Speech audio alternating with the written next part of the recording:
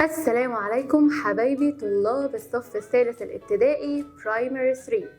طبعا احنا عندنا مشكلة كبيرة جدا من اول السنة، وهي ان دي اول سنة يقرر علينا الامتحانات، ولكن احنا هنكون معاك في السكند ترم في الترم الثاني، وان شاء الله هنسهل عليك الموضوع جدا وهنقدر اننا نتعلم في الانجليش بكل سهولة. انا ميس بسنت، وعايزاكم تعملوا لايك للفيديو ده وتفعلوا زر الجرس وسبسكرايب للقناة علشان يوصلك كل جديد، وعشان كمان تقدر ان انت تشوف السونجز الاغاني اللي احنا هنعملها ان شاء الله لكل درس، وده هيسهل علينا كتير جدا في حفظ الدرس.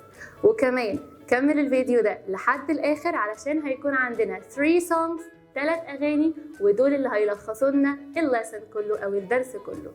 Let's start together.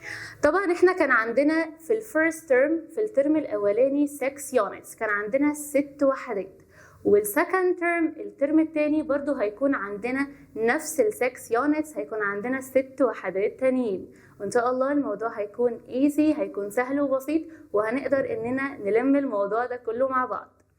اول حاجة عندنا Unit 7.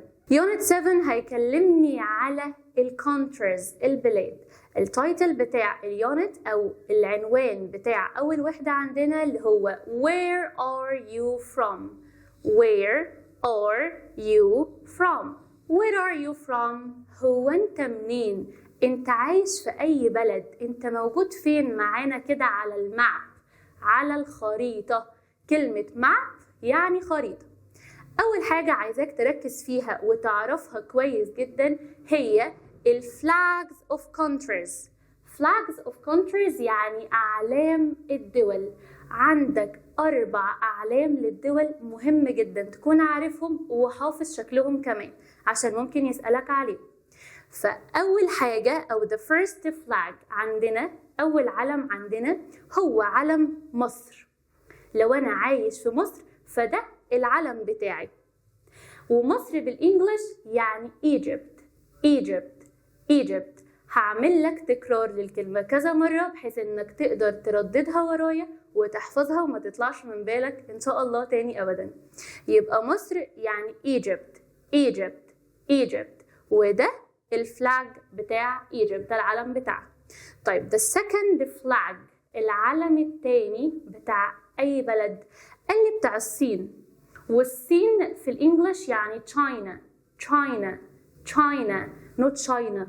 في ناس بيقعدوا يقولوها China. I am from China. No, it's not called China, it's called China China. وده العلم بتاعها. طيب the third flag، العلم الثالث، وده يخص أمريكا، وأمريكا يعني America America America، وده شكل العلم بتاعها. مهم جدا جدا اننا نكون عارفين شكل الاعلام اهو. طيب the fourth flag، الرابع علم، ويخص انهي بلد؟ اللي يخص فرنسا، وفرنسا يعني France France France، وده العلم اللي يخصه.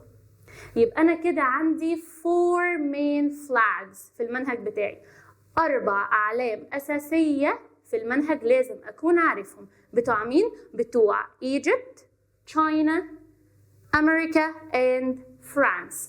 يبقى number 1 أول حاجة خالص عرفناها كلمة علم يعني flag، علم يعني flag، علم يعني flag.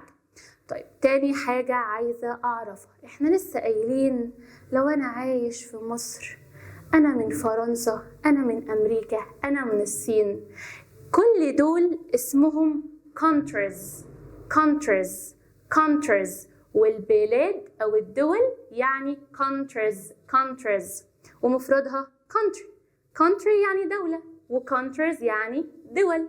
طيب قلنا مصر يعني Egypt Egypt Egypt. repeat after me Egypt Egypt. الصين يعني China China China. أمريكا يعني America America America. وفرنسا سوري يعني France France France. دول كده ال countries، البلاد. طيب the third thing، تالت حاجة عايزاك تكون عارفها، الناشوناليتي. كلمة nationality يعني جنسية. nationality يعني جنسية. أنا جنسيتي إيه؟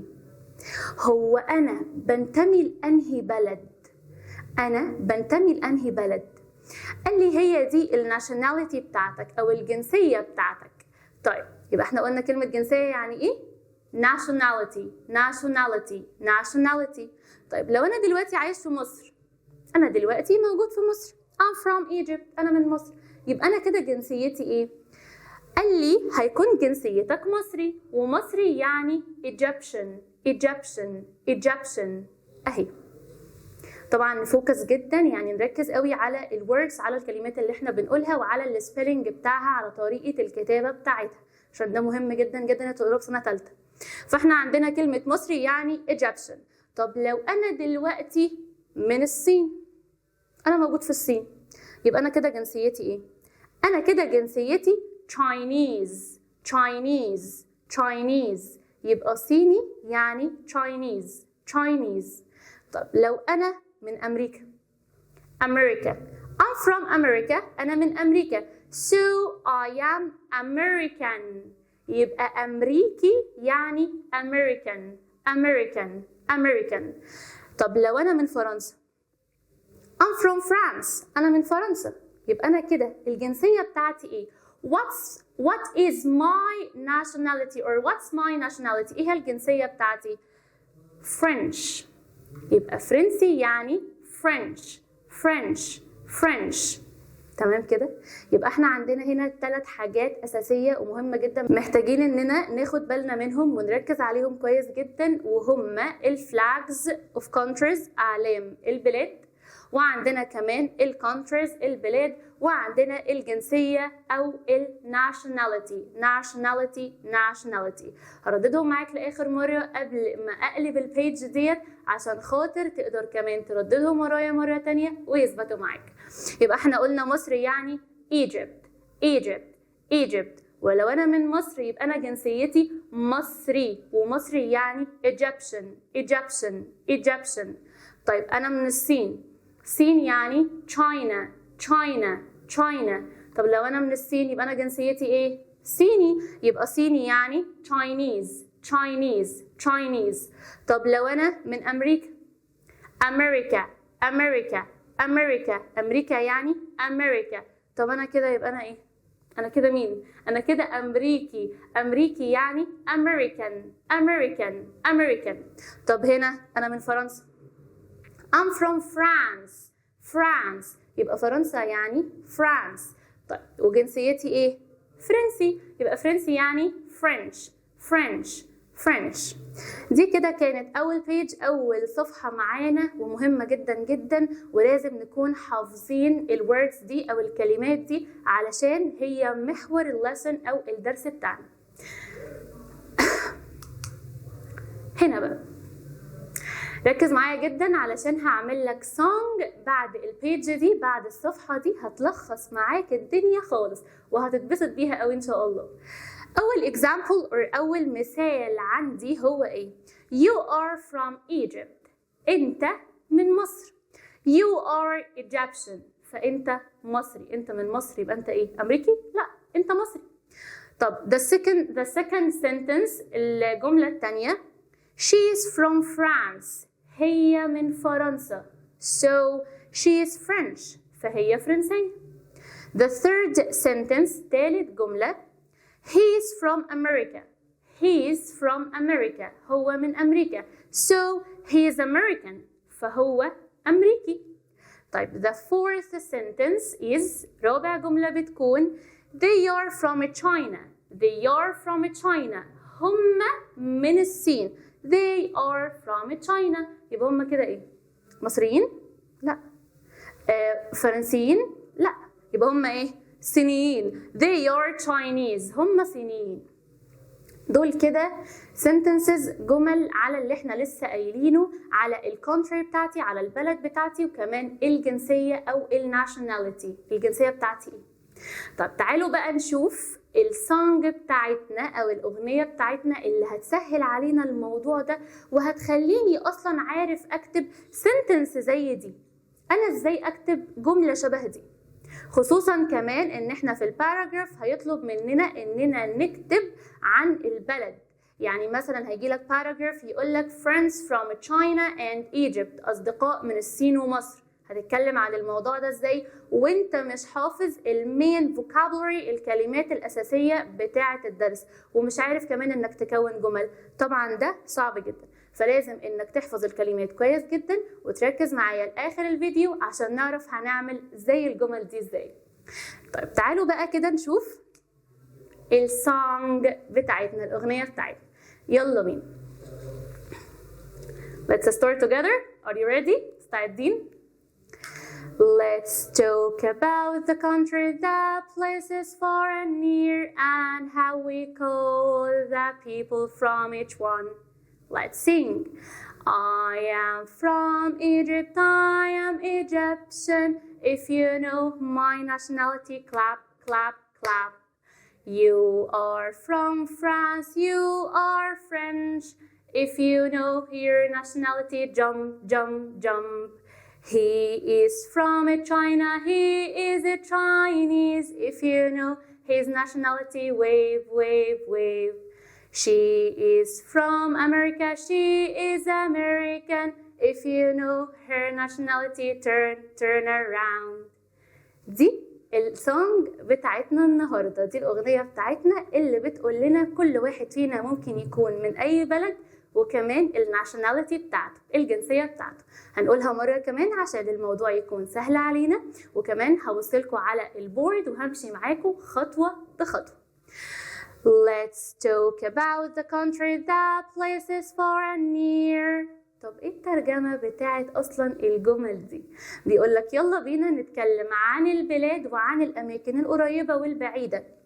And how we call the people from each one. وازاي احنا بنسمي الناس اللي موجودين في كل بلد. بنسميهم ايه؟ مصريين، امريكيين، فرنسيين، صينيين، بنسميهم ايه؟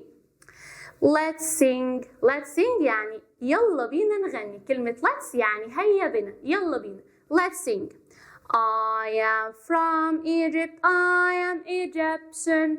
أنا أكون من مصر فأنا مصري. I'm from Egypt, أنا من مصر, so I'm Egyptian, فأنا مصري. If you know your nationality or my nationality, clap, clap, clap. لو انت عرفت الجنسية بتاعتي سقف سقف سقف. طيب you are from France, you are French. انت فرنسي يبقى انت فرنساوي. طيب if you know your nationality, jump, jump, jump. انت من فرنسا يبقى انت فرنساوي. لو عرفت الجنسية بتاعتك ايه؟ نط. He is from China, he is a Chinese. هو من الصين فهو صيني. If you know his nationality, wave, wave, wave. لو انت عرفت الجنسية بتاعته اعمل كده بايديك. طب she is from America, she is American. هي من أمريكا يبقى هي أمريكية. If you know her nationality, turn, turn around. لو انت عرفت الجنسية بتاعتها لف حوالين نفسك. طيب هنقولها مرة كمان وديت آخر مرة. Let's talk about the country, the places far and near, and how we call the people from each one. Let's sing. I am from Egypt, I am Egyptian. If you know my nationality, clap, clap, clap. You are from France, you are French. If you know your nationality, jump, jump, jump. He is from China, he is a Chinese. If you know his nationality, wave, wave, wave. She is from America, she is American. If you know her nationality, turn, turn around. دي كده السونج بتاعتنا اللي هتخلينا نحفظ السنتنسز، الجمل اللي احنا لسه قايلين عليها بطريقة سهلة وبسيطة جدا ان شاء الله. The next page. عندنا بقى parts في كل lesson كده، عندنا أجزاء في كل درس بتبقى عبارة عن reading. reading يعني قراءة. بيجيب لي كده some people، بيجيب لي بعض الناس بيقعدوا يتكلموا مع بعض، وهو ده بيكون محتوى او مضمون الدرس بتاعي. طيب هنا الريدنج بتاعي، القراءة بتاعتي النهارده هتكون بتتكلم على ايه؟ التايتل او العنوان اللي موجود عندنا، ركز جدا. بيقول لي هنا، هاني، أميرة and يوسف are at Mr. Wan's house. هاني وهنا وأميرة ويوسف بيكونوا موجودين في المنزل بتاع مستر وان. تمام. at Mr. Wan's house موجودين في منزل مستر مين؟ مستر وان. اهو هاني، هنا، أميرة and يوسف، دول كده 4 أشخاص. are at بيكونوا في Mr. Wan's house، منزل مستر وان. دي apostrophe اس الملكية. is Mr. Wan from Egypt؟ كلمة is طبعا حبايب قلبي طلاب البرايفت والسناتر عارفين already ان احنا الكويستشن بتاعنا اللي بيبدأ بأعم is or ده بيكون question معناه هل، وبجاوب عليه بحاجتين، يا اما بيس يا اما بنو. طيب is Mr. Wan from Egypt؟ هل مستر وان ده من مصر؟ موجود هنا من مصر؟ طيب تعالوا نشوف النهارده هيقولوا لنا ايه. اول حاجه عندنا this is the house of my father's friend. ده المنزل بتاع صاحب بابا. احنا دلوقتي موجودين في البيت بتاع صاحب بابا اللي هو مين؟ مستر وان. يبقى هاني وهنا ويوسف وأميرة ال4 موجودين في منزل صاحب باباهم. وبعدين ايه اللي حصل؟ Here are his children. وكلمة children يعني أطفال. اسمها ايه؟ children. يبقى أطفال يعني children. Here are his children. ودول أولاده. احنا موجودين في منزل صاحب بابا ودول أولاده. Their names يعني أسمائهم. طب أساميهم إيه بقى عيال صحاب بابا دول؟ أساميهم إيه؟ قال لي أساميهم are ليوي. اسمه إيه؟ ليوي. تفتكروا ده هيكون منين؟ تعالوا نشوف. and Changmin. قلبناها حصة صينية بقى. يبقى أنا هنا عندي اسمين للعيال بتوع صحاب بابا، اسمهم ايه؟ قال لي ليوي and Changmin. ليوي Changmin. طيب وبعدين اللي حصل؟ مين رد على الشخص اللي بيتكلم ده؟ قال لي هنا number 2 hello ليوي and Changmin. اهلا يا ليوي ويا تشانجمن، عاملين ايه ازيكم؟ طب number 3 hello ليوي وتشانجمن قالوا لهم ايه؟ hello مرحبا ازيكم. number 4 where are you from؟ الولد ده مستغرب قوي اساميهم الصراحه، يعني ايه واحد اسمه ليوي وواحد اسمه تشانجمن؟ ايه الكلام ده؟ فواحد بيقول لهم ايه؟ where are you from؟ هو انتم منين؟ برضو احنا عارفين ان where يعني اين، بسأل بيها عن المكان. ركز، كلمة وير يعني أين، بسأل بيها عن المكان. يعني مثلا أنا طالع متعصب مش لاقي الكتاب بتاعي، فعمالة أقول where's my book؟ هو فين الكتاب؟ where's my bag؟ هي فين الشنطة؟ where's my pencil case؟ هي فين مقلمتي؟ يبقى كلمة where يعني أين، بسأل بيها عن مكان الحاجة، أنا مش لاقيها وعمالة أسأل على مكانها، مش عارف هي راحت فين. أدي where. فهنا الولد بيقول لهم where are you from؟ هو انتم منين يا ليوي وتشانجمان؟ قولوا لنا بس عشان احنا احترنا. number 5 we are from China. احنا قلنا قلبناها حصة صيني، خلاص حصة صيني. الأسامي دي ايه؟ صينية، هم من الصين. we are from China، احنا من الصين. we are Chinese، فبالتالي هم كده جنسيتهم ايه؟ صينيين. هم من الصين يبقى هم صينيين. where are you from؟ راح بقى ايه الولد ده راح سأله قال له طب وانتوا بقى منين؟ اصل يعني ناس اسمهم هاني وهنا ويوسف وأميرة، وناس تانية اسمها ليوي وتشانجمن، ففي ايرور. فاحنا هنعمل ايه؟ هاني وهنا وأميرة ويوسف أكيد دول يعني Egyptian مصريين. طب ولي وي وتشانج مان احنا عرفنا إن دول صينيين Chinese. فهنا راح رد له السؤال تاني وقال له طب أنت بقى منين؟ Where are you from؟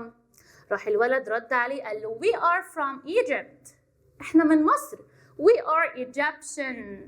احنا مصريين. أسامينا عادية مش زيكم.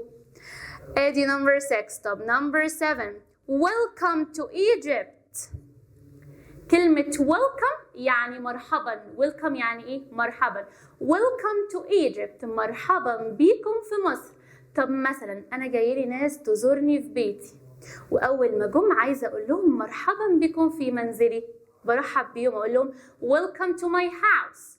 welcome to my house مرحبا بكم في المنزل بتاعي. ادي كده كلمة welcome to مهمة جدا جدا. welcome to معناها مرحبا بكم في، وهقول بقى المكان welcome to Egypt مرحبا بكم في مصر. welcome to America مرحبا بكم في أمريكا. welcome to China مرحبا بكم في الصين. طب number 8. thank you.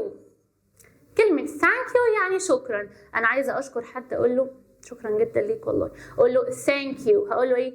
thank you. مش عايزاك تقولها لي thank you عشان في ناس تقعد تقول لي thank you. مين thank you ده؟ th for sound, th for sound, th or the. ده طبعا ايه جزء فونكس كده. فال th for sound th فبقول thank you. thank you بطلع لساني ولا thank you very much. مفيش thank you very much دي مفيش. thank you very much. thank you very much. طيب فهنا قال له thank you شكرا ليك. I'm happy to be here. I'm happy to be here. أنا مبسوط إن أنا موجود هنا. يبقى كلمة happy يعني سعيد. happy يعني سعيد. طب the opposite of happy عكس كلمة happy، عكس حد مبسوط كده وفرحان، حد إيه؟ زعلان. يبقى the opposite of happy is sad. the opposite of happy is sad. كلمة happy الopposite بتاعها sad. وساد يعني حزين زعلان. فقال له thank you I'm happy to be here. كلمة here يعني هنا. here يعني ايه؟ هنا. لما اجي مثلا اقول لك come here تعال لي هنا. come here يعني ايه؟ تعال هنا. طب اقول لك go there روح هناك. يبقى I'm happy to be here انا مبسوط ان انا موجود هنا. وقلنا ان come here معناها تعال هنا، go there معناها روح هناك. طبعا دي كده تاتشات خفيفة بنزودها مع بعض، لو حابب انك تكتبها في ورقة وقلم واكتب ورايا. يبقى احنا كده عرفنا في البورتس اللي فاتت، في الاجزاء اللي فاتت، المين vocabulary الكلمات الاساسية، وكمان قرينا مع بعض الريدنج الخاص بالدرس. طيب دلوقتي بقى هنعمل ايه؟ هندخل على الجرامر. جرامر وجرامر يعني القواعد، قواعد في الانجليش. عندنا قاعدة مهمة جدا في الانجليش اللي هناخدوها النهاردة وهي verb to be.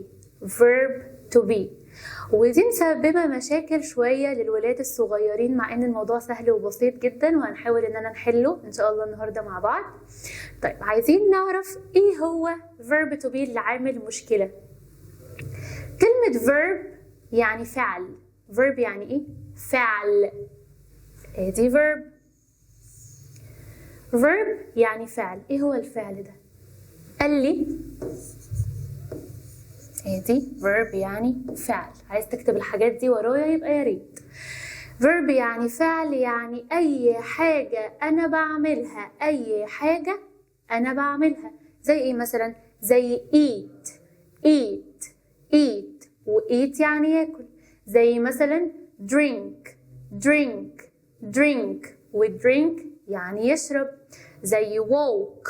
walk walk و walk يعني يمشي. زي see.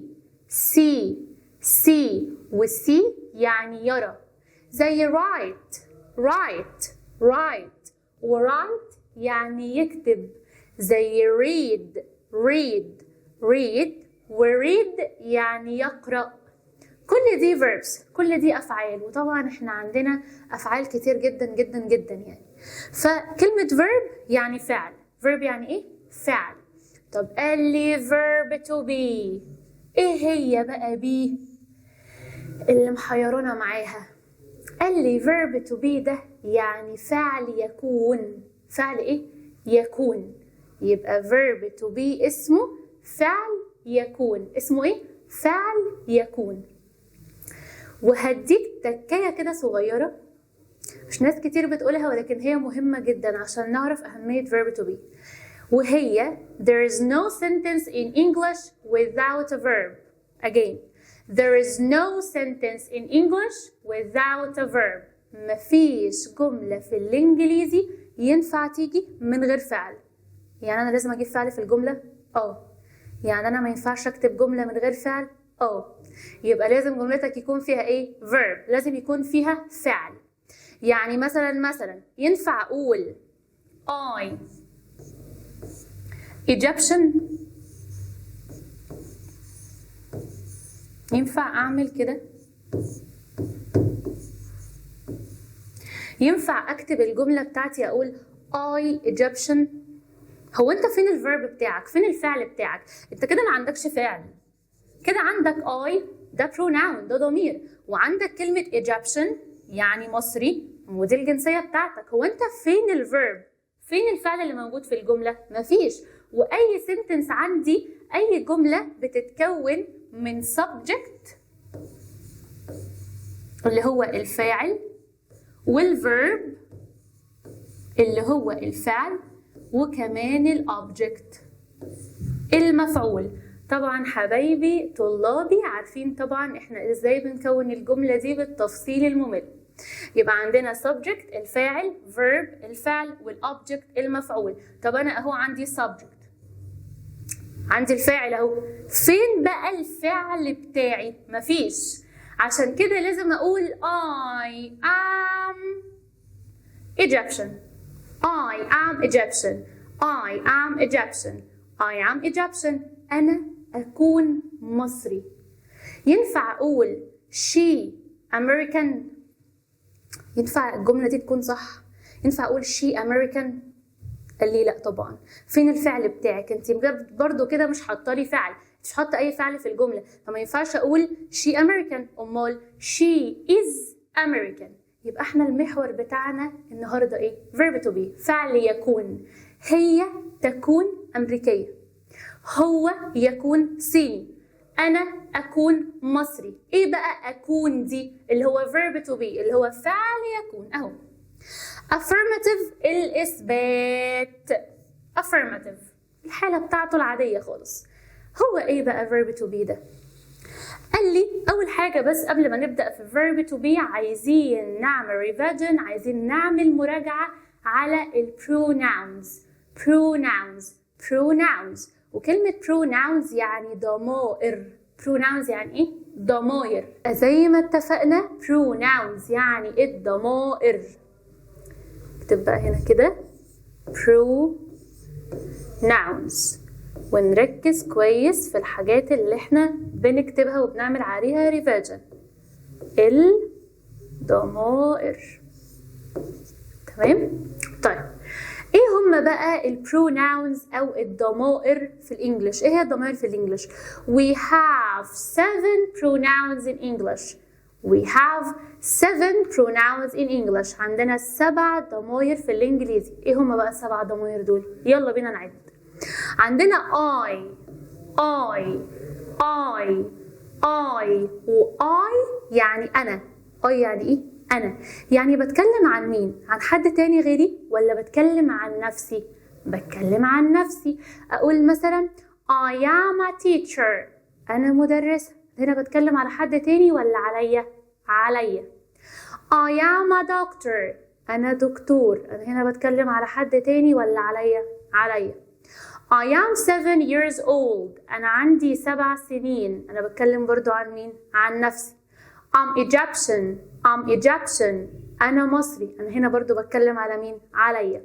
يبقى I يعني أنا. I يعني أنا وبتكلم بيها عن نفسي. طيب the second pronoun is الضمير التاني هو he. he وهي يعني هو.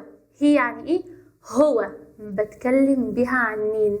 هي بتيجي مع المفرد المذكر.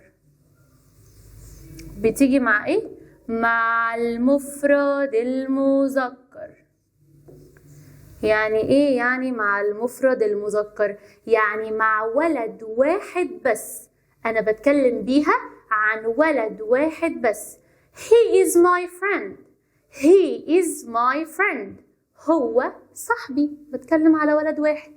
He is my brother. He is my brother.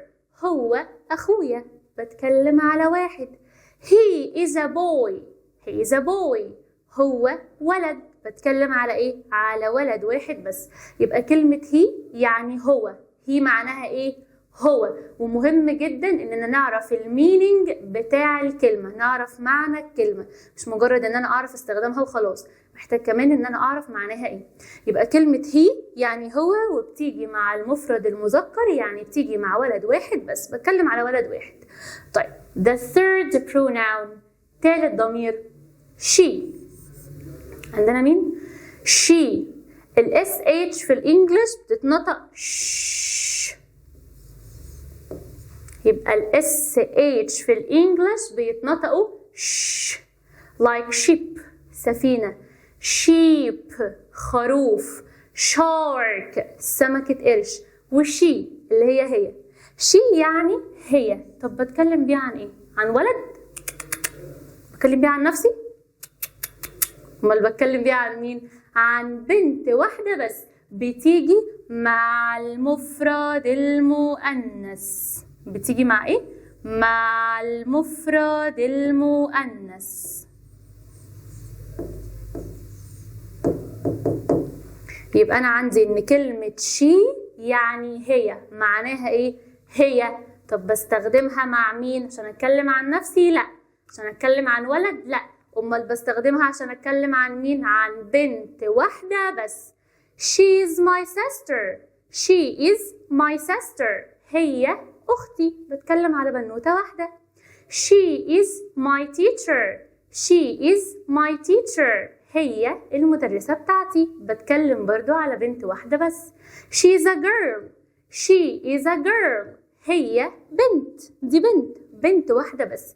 يبقى she يعني هي، she يعني هي، وبتكلم بيها عن بنت واحدة بس.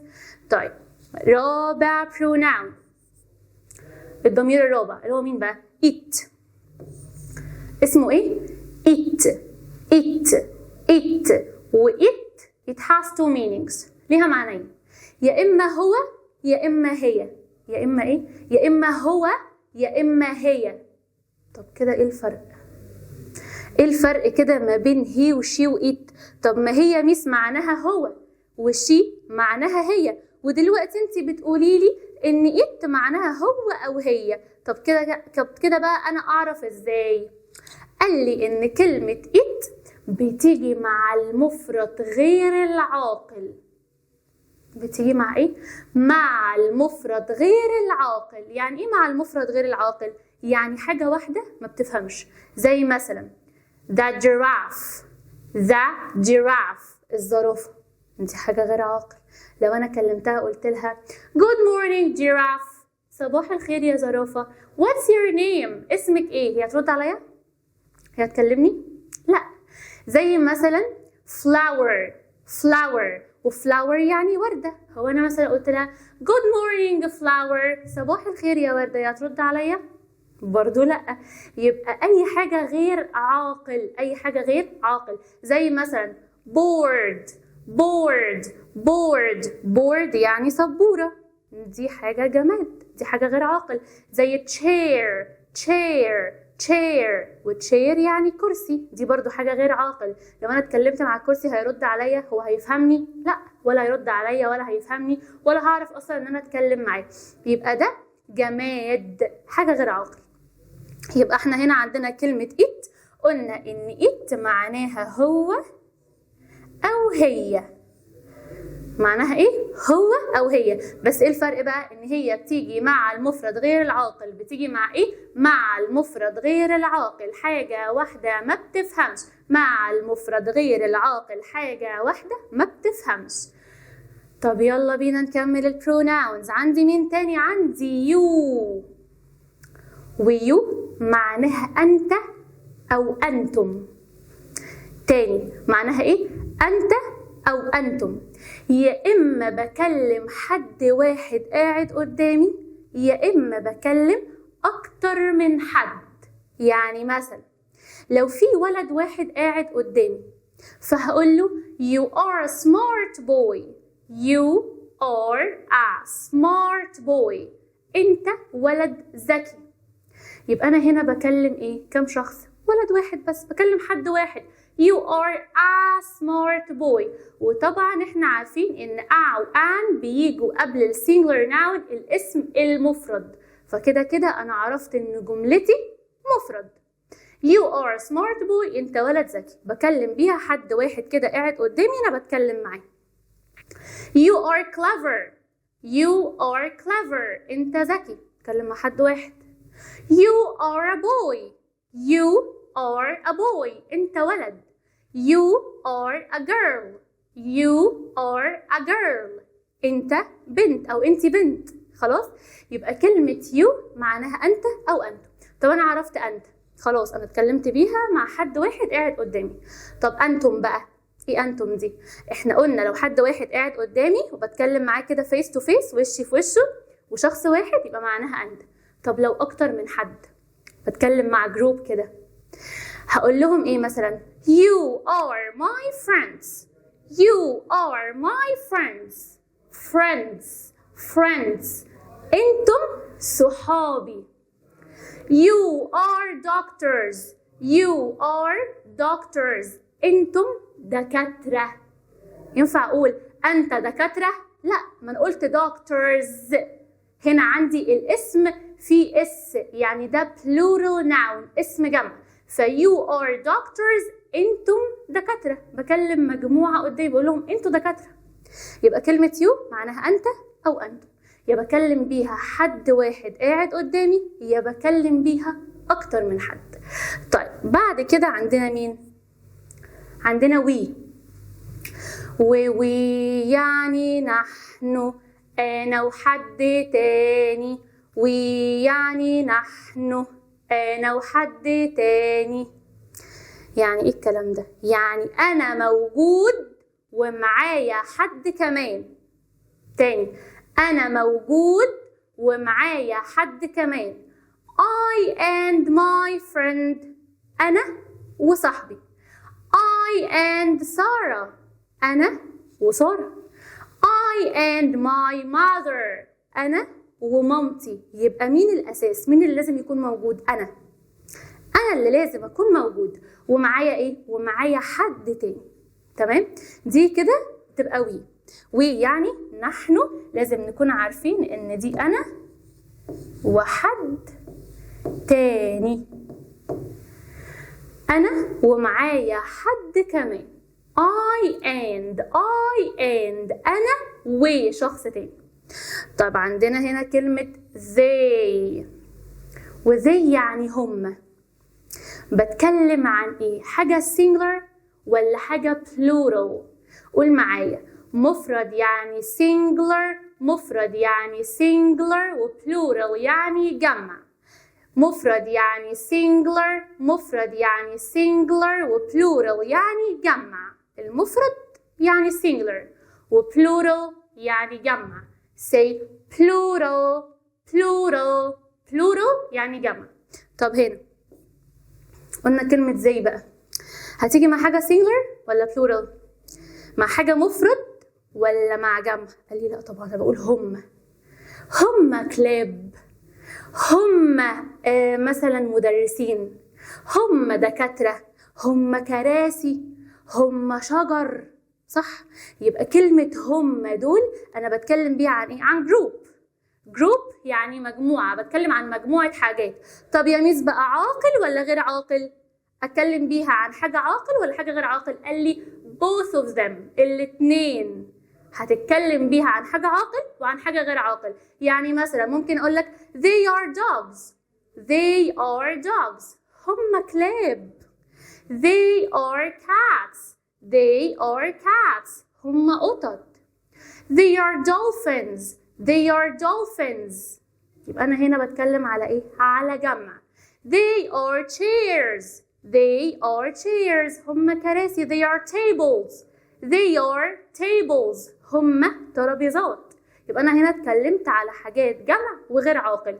طب برضو ممكن أقول لك they are my friends. هم أصدقائي. they are my brothers. هم إخواتي. صح. يبقى أنا كلمة they ممكن أجيبها مع حاجة singular ممكن أجيبها مع حاجة plural، سواء كانت جمع للعاقل أو جمع لغير العاقل. يبقى كلمة they تيجي مع الجمع العاقل وغير العاقل. they are firefighters. they are firefighters. هم رجال إطفاء. يبقى أنا ممكن أجيبها مع حاجة عاقل ومع حاجة غير عاقل. آدي كده ال7 pronouns، ال7 ضمائر اللي عندي. تمام؟ كده احنا عملنا ريفيجن عليهم، على الضمائر، عشان دول مهمين جدا جدا جدا. طيب عايزين بقى نتكلم شوية على verb to be. احنا كل ده لسه ما عرفناش verb to be، فركز عشان في دلوقتي song، في أغنية جاية تانية وهتسهل لنا برضو الموضوع ده. عندنا هنا verb to be. احنا طبعا قلنا اهو خلاص ان verb to be معناها فعل يكون. verb to be معناها ايه؟ فعل يكون. هنا متقسم عندي ل 3 parts. هيكون متقسم عندي ل3 أجزاء.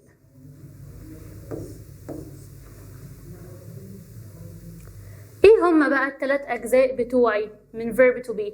قال لي عندك am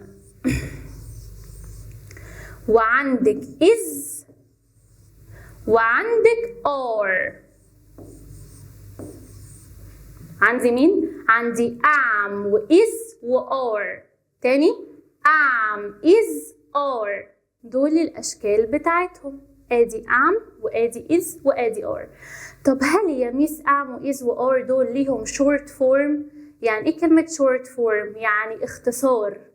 كلمة am و is و are دول ممكن الاقيهم باختصار؟ قال لي ممكن تختصريهم. طب هختصرهم ازاي؟ قال لي am هياها apostrophe m. هياها لو انا عملت ايه؟ لو انا شلت اول حرف كده vowel وحطيت بداله apostrophe. طب و is؟ قال لي برضو هياها apostrophe s. لو انا برضو شلت اول vowel letter، اول حرف متحرك، وحطيت بداله apostrophe والاس زي ما هي. طب و are؟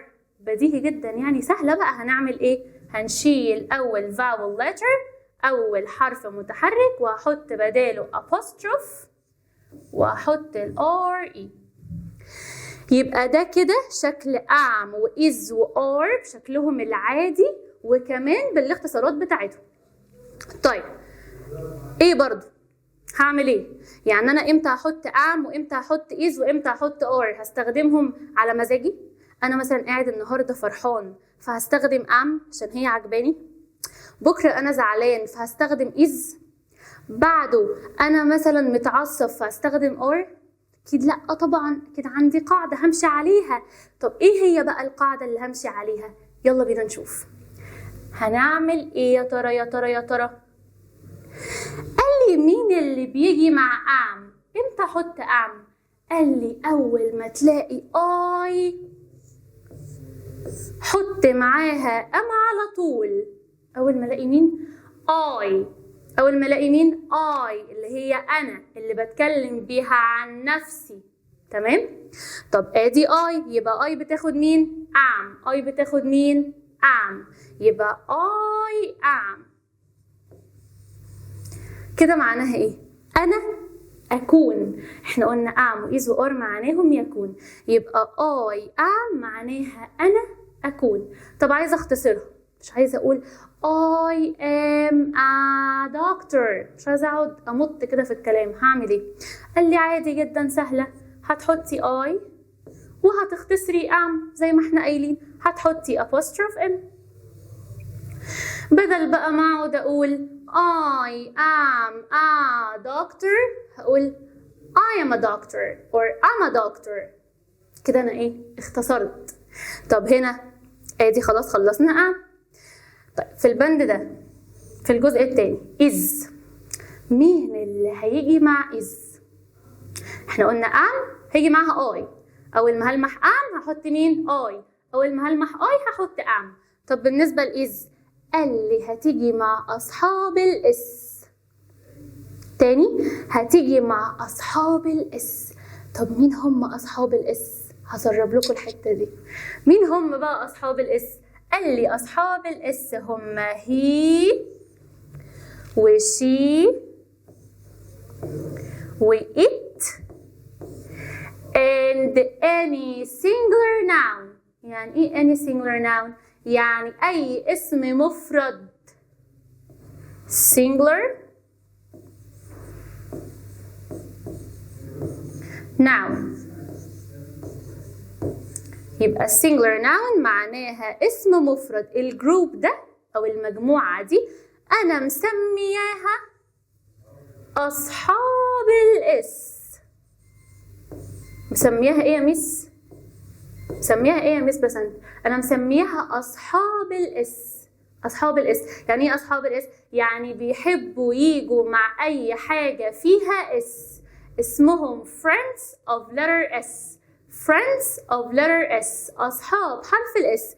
اول ما الاقي he she it any singular noun اي اسم مفرد على طول احط معاهم is. على طول احط معاهم مين؟ is. وطبعا السنجلر nouns الاسامي المفرد زي بقى مثلا friend صاحب، زي father اب، زي مثلا board سبورة، زي مثلا camera الكاميرا، زي jacket الجاكيت، زي ring خاتم. الحاجات دي كلها ايه؟ اسامي مفرد. فلو لقيت he she it any singular noun اي اسم مفرد هحط معاهم am ولا is؟ هحط معاهم is. ومين اللي هحط معاه am؟ I لما الاقيها هحط am. he she it اي singular noun هحط على طول is. حلو. طب و are زعلانين منها؟ مش هنستخدمها ولا ايه؟ قال لي لا طبعا هنستخدمها، هنسيبها يعني؟ اكيد لا. طب هنحط مين مع are؟ قال لي بقى باقي البروناونز. بقيه البروناونز بقى اللي انت سايباهم اللي هم مين يعني؟ you they we and any plural noun.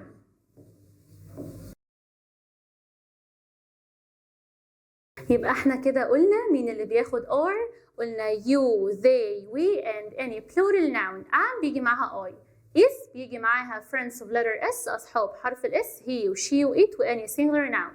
و are بيجي معاها you we they and any plural noun وأي اسم جمع. طيب دلوقتي بقى هنعمل السونج الأغنية بتاعتنا اللي هنحاول نلخص بيها verb to be. Are you ready or no؟ مستعدين ولا لأ؟ يلا شدوا حيلكم بقى معايا. هنقول ايه بقى؟ يلا بينا let's start. listen up and let's learn today. يلا بينا نتعلم مع بعض. Verb to be is here to stay. Am is or that's it a key. Verb to be is here to stay. Am is or that's it a key. Use them well, let's follow me. I say I, you say am. I say he, you say is. I say you, you say are. Let's try fast and far. Again, we will repeat it again. هنعملها تاني. Verb to be is here to stay. Am is or that's the key. Use them well, let's follow me. I say I, you say am. I say he, you say is. I say you, you say are. Let's try fast and far. هنعمل ايه بقى؟ قال لي verb to be is here to stay. verb to be جاي النهارده قاعد لنا. am is are that's the key. am is are هم المفاتيح بتاعتي. بيقول لي ايه كمان؟ بيقول لي use them right. use them right يعني استخدمهم صح. let's follow me. اتبعني يلا تعالى ورايا. I say I you say am. انا هقول I انت تقول am. انا هقول is هقول sorry he. I say he you say is. انا هقول he انت تقول لي is. I say you say are. انا هقول you انت تقول لي are. let's try fast and far. يلا بينا نجربها مرة تانية. هنقول ايه بقى؟ verb to be is here to stay. am is are that's the key. use them right, let's follow me. I say I, you say am. I say he, you say is. I say you say are. let's try fast and far. دي كده السونج بتاعتنا بتاعت verb to be. طيب هنقلب بقى خلاص كده. طيب بقى هناخد examples أمثلة على verb to be زي ايه مثلا؟ I'm from Egypt. I'm from Egypt يعني أنا من مصر. عندنا I'm from Egypt أنا من مصر. You are from America. You are from America. أنت من أمريكا. She is from France. She is from France. هي من فرنسا. They are Chinese. They are Chinese. They are Chinese. هم صينيين. He is American. He is American. هو أمريكي. طب هنا بقى إزاي أقول أنا مصري وأنا من مصر؟ إزاي أقول أنا أمريكي أنا من أمريكا؟ إزاي أقول أنا فرنسي أنا من فرنسا؟ إزاي أعمل الجملة دي؟ تعالى معايا أوريك. قال لي هنا I am. طبعا هنا في apostrophe I apostrophe M اللي هي I am. يجي وراها إيه؟ إحنا قلنا إن كلمة I معناها أنا، بتكلم عن نفسي. وam يعني يكون. يبقى أنا أكون. أنا أكون إيه؟ ينفع أقول I am Egypt أنا أكون مصر؟ لا طبعا. أنا أكون مصري. يبقى هنا I am يجي وراها ال nationality.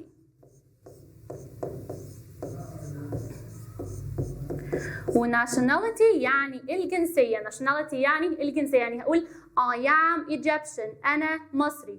I am American أنا أمريكي. I am French أنا فرنسي. I am Chinese أنا صيني. أنا أكون صيني أنا أكون مصري أنا أكون فرنسي وهكذا.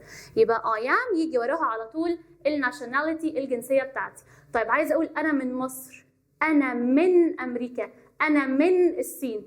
كلمة من دي اللي هي مين؟ اللي هي from. from يعني من. فهقول I am from واجيب بعدها على طول ال country. و country يعني دولة أو بلد. country يعني إيه؟ دولة أو بلد. يبقى هقول I am from أنا أكون من Egypt مصر. I am from America أنا أكون من أمريكا.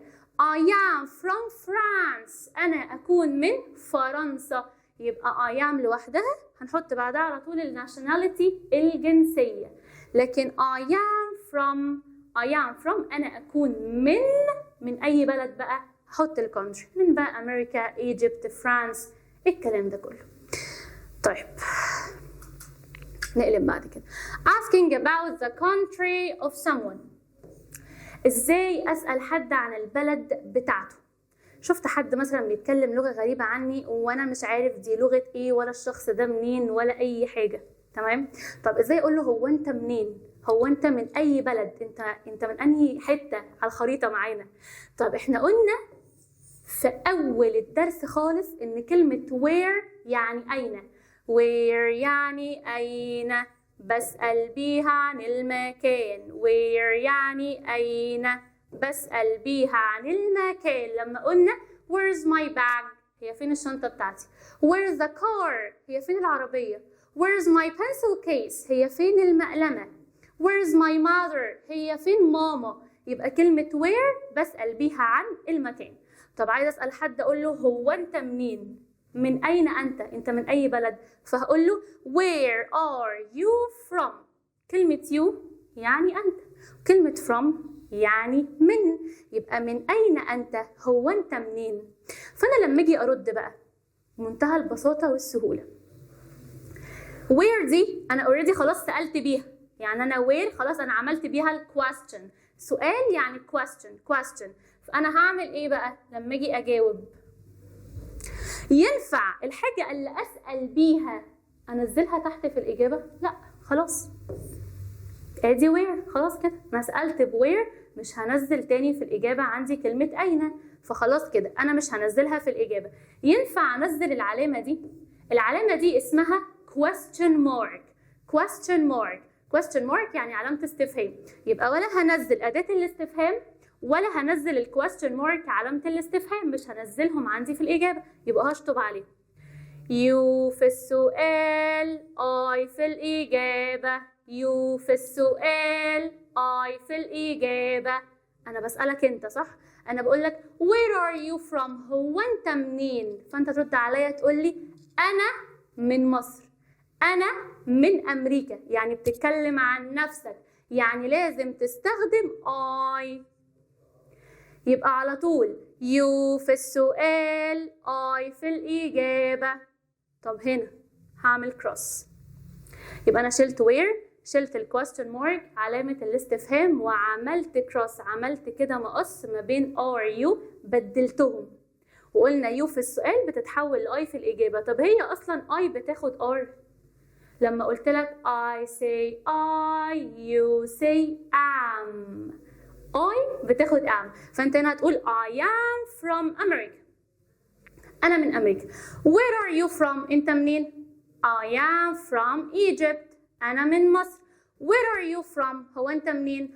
I am from France، أنا من فرنسا. طيب هي ميس هي ينفع كلمة you تتحول لحاجة تانية؟ مش احنا قلنا إن you معناها حاجتين، يا إما أنت يا إما أنتم، يا بكلم بيها حد واحد قدامي يا بكلم بيها أكتر من حد. فأنا لو بكلمك أنت لوحدك وبقول لك where are you from، أنت منين، وهتتكلم عن نفسك لوحدك فهتقول لي I am، أنا أكون. طب أنا لقيتك أنت مع أصحابك، واقف أنت وأصحابك كده وأنا معرفش أنتم منين، فأنا عايز أقول لكم هو أنتم منين؟ من أين أنتم؟ أنتم من أي بلد؟ أنا هنا بكلمك أنت لوحدك ولا بكلمكوا كمجموعة؟ بكلمكوا كمجموعة. فينفع لما أنت تيجي ترد عليا هترد عليا بآي بس؟ يعني أنت واقف مع أصحابك وأنتوا مثلا كلكم من مصر، فأنا هاجي أقول لكم هو أنتوا منين؟ ينفع تقولي أنا من مصر؟ طب وأصحابك اللي واقفين معاك مش هينفع، هتقولي إحنا من مصر. وكنا قايلين يعني إيه كلمة إحنا؟ نحن، يعني وي، يعني إيه؟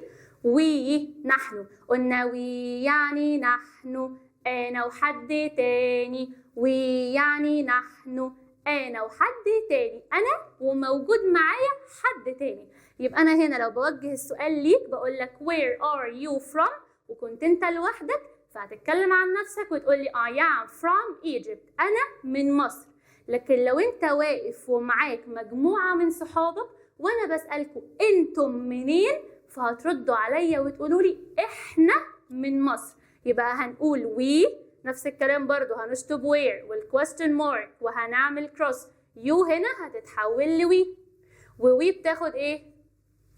احنا عارفين ينفع وي تاخد ام؟ لا. ينفع تاخد is؟ لا. وي بتاخد are.